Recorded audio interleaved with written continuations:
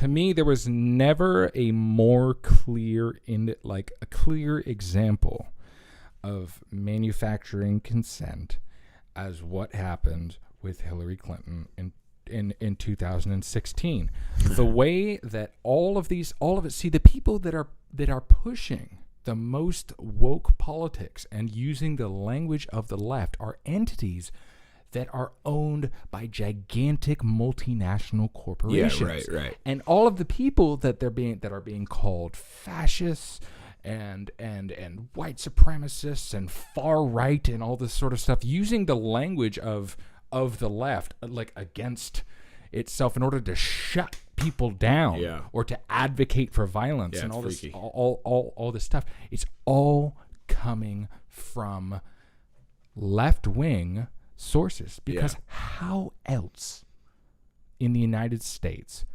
could you get people to start engaging in political violence and so on than couching it in the language of the left? And well, are you saying it's a conspiracy to get people engaged in political violence? Or? I wouldn't put it that.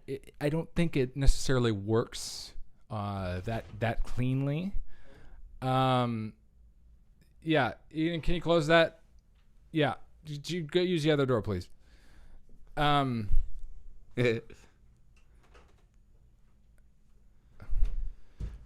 and gentlemen, we'll be right back after these we're almost done. Difficulties. After these difficulties. Okay, so I mean, if you think about it, like how else could you get? I don't think it's a conspiracy like that. I think this is what I see happening. The economy is more and more globalized. It's like an internationalist economy, and all of the multinational corporations that have now bought up all of the traditional media and are now trying to shut down independent voices who are just trying to tell the truth, and some of them are wackos, and some of them don't have good, fact checkers or whatever it is. But one thing it is actually people saying what they believe to be true and sifting through the evidence, because there's so much stuff that doesn't hold any water. Well, it's sorry. And I think that one of the things that they don't like is that, if all of a sudden the United States becomes more protectionist or whatever it is, and we're making more stuff here, that hurts a lot of people's bottom line. Yeah.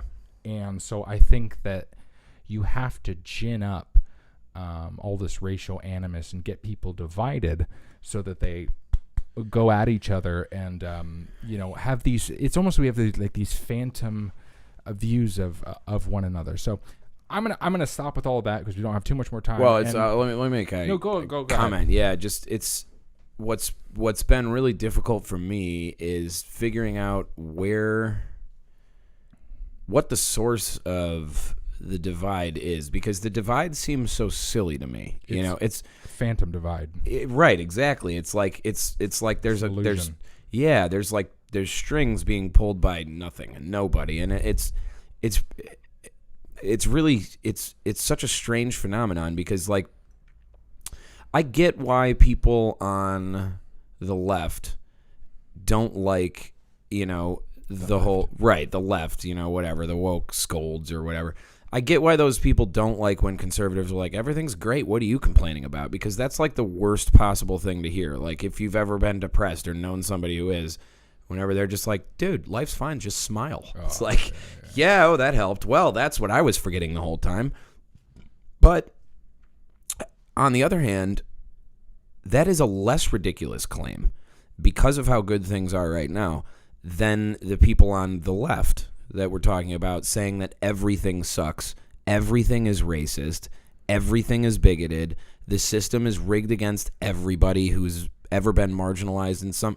It's like the most obvious bullshit in the world, because it's like the marginalized groups, and I'm not saying that there aren't people who are marginalized. You know, there are obviously marginalized groups. There are people who've been historically mistreated. There are people for whom life is just harder than it is for me. But would the voice of those people likely to be coming through the pipes of these gigantic multi-million-dollar corporations, or is that being used as a front by you put somebody who happens to have a certain background or a certain color of skin and have them say these things and call people racist? It's using the civil rights movement and appropriating its good name and using it to shut down people who are just trying to point out. That's the most bizarre thing in the world to me. I mean, I think there's probably historically always been an impetus for the powerful to crush the weak. You know, I mean, it just, and knowledge is power, and, you know, information is power. And so even if there are these, you know, man, there was like a golden age of YouTube. You remember when there were no ads on YouTube? You remember that? It's the Wild West. Fuck, that was awesome. That was like the coolest thing ever.